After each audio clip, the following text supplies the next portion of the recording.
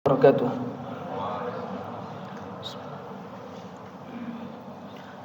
Innal hamdalillah nahmaduhu wa nasta'inuhu wa nastaghfiruh wa na'udzu billahi min shururi anfusina wa sayyiati a'malina. Man yahdihillahu fala mudilla lahu wa man yudlil fala hadiya lahu. Asyhadu an la ilaha illallah wahdahu la syarika lahu wa asyhadu anna Muhammadan 'abduhu wa rasuluh sallallahu alaihi wa ala alihi wa ashabihi wa man sara ala nahjihi al-qawami wa da'a ila siratil mustaqim ila yaumiddin wa sallama tasliman katsira, amma ba'd. Fa ya ayyuhal hadirun أوصيكم ونفسي بتقوى الله عز وجل فقد فاز المتقون كما قال الله تعالى في القرآن العظيم أعوذ بالله من الشيطان الرجيم يا أيها الناس اتقوا ربكم الذي خلقكم من نفس واحدة وخلق منها زوجها وبث منهما رجالا كثيرا ونساء واتقوا الله الذي تساءلون به والأرحام Inna Allah kana alaikum raqiba, amma ba'd. Ma'asyiral muslimin rahimani wa rahimakumullah. Jamaah salat Isya dan tarawih dan kemudian dilanjutkan dengan salat witir yang semoga dirahmati oleh Allah Subhanahu wa taala. Pada kultum hari ini kita akan membahas siapakah orang yang salatnya celaka. Ma'asyiral rahimani wa rahimakumullah. Di bulan Ramadan ini kita diperintahkan untuk merenungkan Al-Qur'an. Di antara surah yang bagus kita renungkan adalah surah yang rajin kita baca, yaitu surah-surah pendek. Di antara surat tersebut adalah surat Al-Ma'un.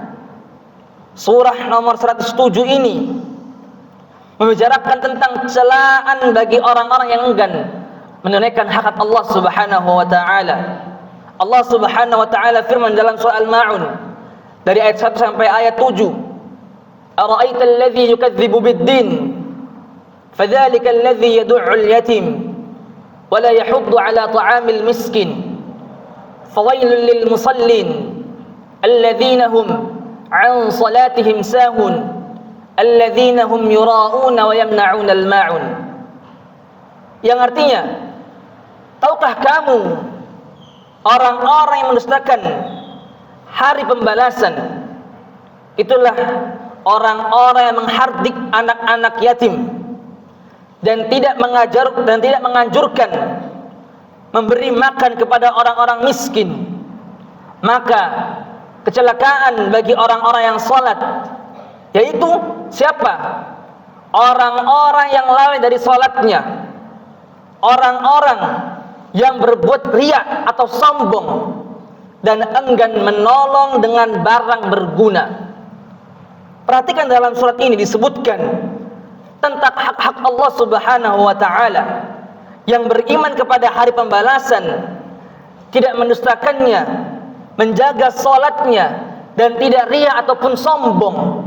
Sedangkan hak sesama adalah menyayangi anak-anak yatim, memberi makan kepada orang-orang miskin dan tidak mampu, dan menolong orang-orang lain dengan barang-barang yang berguna punya kita. Ma'asyiral rahimani wa rahimakumullah. Di antara sifat yang menunaikan hak Allah adalah disebutkan pada ayat 4 dan 5. Fawailul lil musallin alladzina hum an salatihim sahun. Maka kecelakaan bagi orang-orang yang salat, yaitu orang-orang yang lalai pada salatnya. Kata Ibnu Abbas radhiyallahu anhu, yang dimaksud di sini adalah orang-orang munafik, yaitu mereka salat dikala ada orang yang melihat mereka. Jika tidak ada orang melihat dia, maka dia tidak sholat. Mungkin ada fulan 10 orang di sini kumpul, dia sholat. Ketika tidak ada fulan, dilalaikan sholatnya. dia biarkan sholatnya. Tapi ketika orang melihat dia menjadi orang yang alim, menjadi seorang yang masya Allah. Tapi ketika dia tidak sholat, tidak ada orang lain melihat dia, dia menjadi orang yang paling lalai terhadap Allah Subhanahu wa taala. Hingga sholatnya pun dilalaikan. Di dalam ayat disebutkan lil musallin, bagi orang-orang yang sholat, yang mereka biasa sholat dan dengannya lalu mereka lalai. Yang dimaksud lalai dari sholat bisa mencakup beberapa pengertian. Yang pertama, tidak mengerjakan sholat sama sekali. Kedua, lalai dari pengerjaannya dari waktu yang ditetapkan oleh syariat, malah mengerjakan di luar waktu yang ditetapkannya. Sholat masuk duhur nih, sudah adzan, dia tidak sholat. Sholatnya ketika waktu asyar. Ini melalaikan namanya. Ketiga, selalu mengerjakan sholat di akhir waktu. Selamanya atau umumnya dia sengaja terus melalaikan sholat karena alasan deadline kerjaannya, rapat, apapun itu, mereka sengaja untuk melalaikan sholat tanpa ada uzur yang syar'i. Keempat, tidak memenuhi rukun sholat dan syarat-syarat sholat sebagaimana yang diperintahkan oleh Allah Subhanahu wa taala. Kelima, tidak khusyuk dan tidak merenungkan atau tadabbur pada apa yang dibaca dalam sholat. Itulah 5 pengertian orang-orang yang lalai dalam sholatnya. Lalai dari sholat adalah mencakup semua pengertian di atas.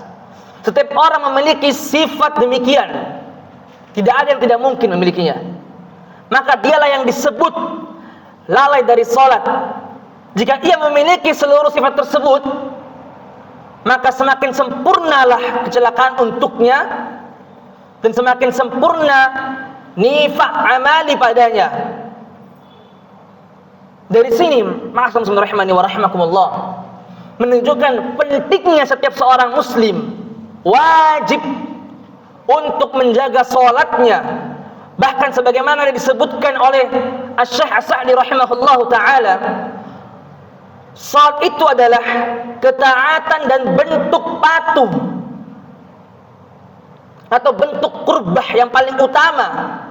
Bahkan kalau kita mau melihat dari sisi dalil, sholat itu masih lebih utama daripada puasa.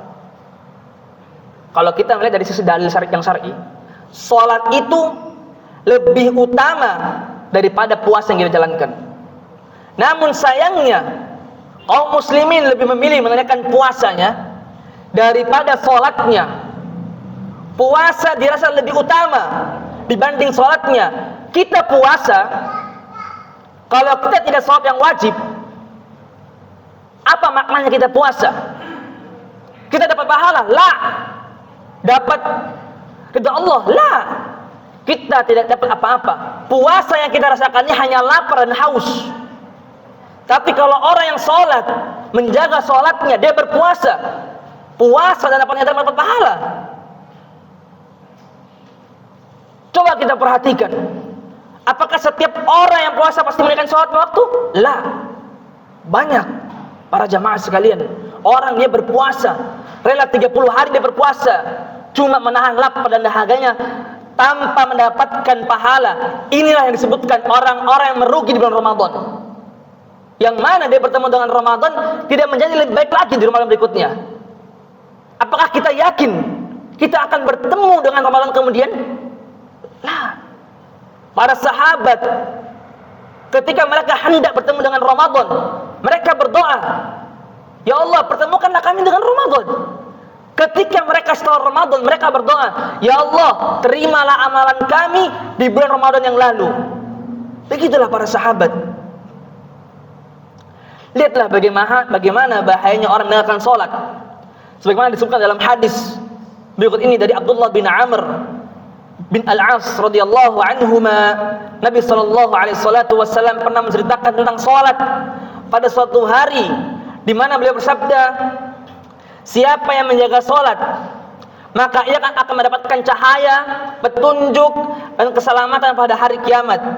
Siapa yang tidak menjaga salatnya maka ia tidak akan mendapatkan cahaya, petunjuk dan keselamatan kelak pada hari kiamat nanti. Nanti di hari kiamat ia akan dikumpulkan bersama Qarun, Fir'aun, Haman dan Ubay bin Khalaf. Ibnu Qayyim rahimahullahu taala di sini para jamaah sekalian menjelaskan bahwa orang yang meninggalkan salat biasanya sibuk dengan harta, kerajaan, kekuasaan, perdagangan. Nabi menyentuhkan orang yang sibuk dengan dunianya, hartanya, sehingga meninggalkan salatnya, kata Nabi, mereka akan dikumpulkan bersama Qarun. Qarun suka menimbun harta, sombong dia.